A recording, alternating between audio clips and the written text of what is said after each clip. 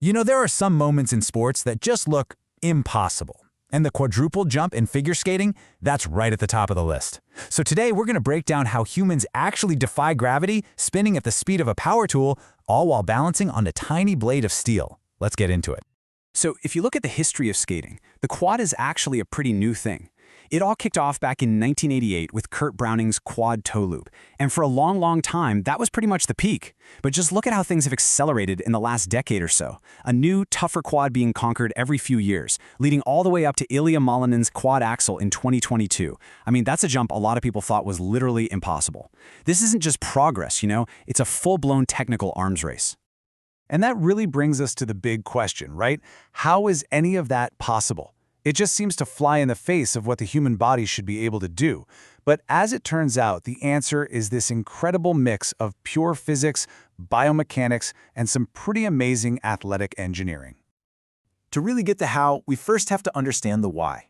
We need to look at the journey of the quad, from being this super rare, almost mythical jump, to something that's now an absolute must-have in competition. I mean, just look at this number.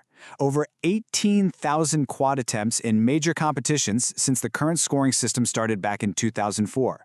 This tells you everything. The quad isn't some secret weapon anymore, it's standard issue equipment. The sheer volume of attempts shows you that the entire sport has basically reshaped itself around this one incredibly risky move. So what does that mean for the skaters? Well, it means that for the men competing at the world or Olympic level, showing up without a quad is, well, it's like a Formula One driver showing up without a turbocharger.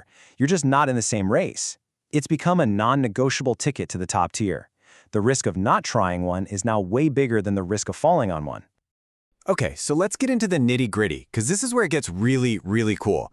Pulling off a quad is basically a fight against the laws of physics. It's a puzzle, and skaters have to solve it in the blink of an eye. And here's the puzzle.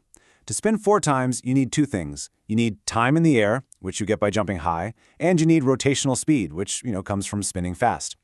The huge problem is that these 2 things are basically enemies. The explosive power you need to launch yourself upward can totally wreck the quick, tight movements you need to get the spin going. It is a constant battle. And the amount of time they have to solve this puzzle? It's almost nothing. We're talking less than 7/10 of a second. That's it. From the second the blade leaves the ice to the second it touches down, they have to cram in 4, or with the axle, 4.5, rotations. Every single millisecond is absolutely critical. So to fit all that spinning into such a tiny sliver of time, skaters have to hit an average of 340 revolutions per minute. To put that into perspective for you, that's about the same speed as a power drill. Just imagine that.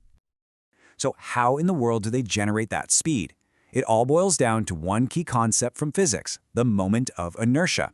And you've probably felt this yourself. Think about spinning in an office chair. When your arms are out wide, you spin kind of slowly, right? But the instant you pull them in tight, boom, you accelerate like crazy. Skaters are just absolute masters of this. They pull their limbs in so close to their body's center that their resistance to spinning just plummets, and their speed, it just skyrockets.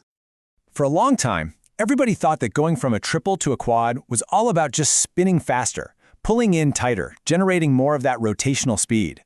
But some recent studies, especially the ones that analyze the quad axle, have totally flipped that idea on its head. The real breakthrough, it turns out, wasn't just spinning faster. It was finding a way to jump significantly higher, to literally buy more time in the air for that extra rotation. Okay, so we've got the physics down. But how do athletes actually train their bodies to do all this? This is where we go from theory to practice, and we look at how the modern skater is basically engineered for rotation. It all happens in just a few milliseconds during takeoff. First, they build up speed across the ice. Then there's this massive, explosive push from the legs to launch them vertically. At the exact same time, they have to convert all that forward motion into spinning energy. And then, the instant they're airborne, they snap into that super tight position to get the spin going as fast as possible. Every step is a perfectly timed link in this incredibly powerful chain. So how do you perfect something that happens so fast? Well, technology helps. A lot. Take the jump harness. As this coaching manual says, its main job is to perfect that air position. It's a total game changer, really. It lets skaters build the right muscle memory over and over without the physical beating of falling all the time. It's less about safety and more about engineering confidence.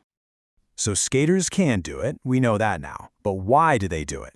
This relentless push for bigger and bigger jumps is all driven by the strategy of the scoring system. So let's break down how these seemingly impossible jumps get their points.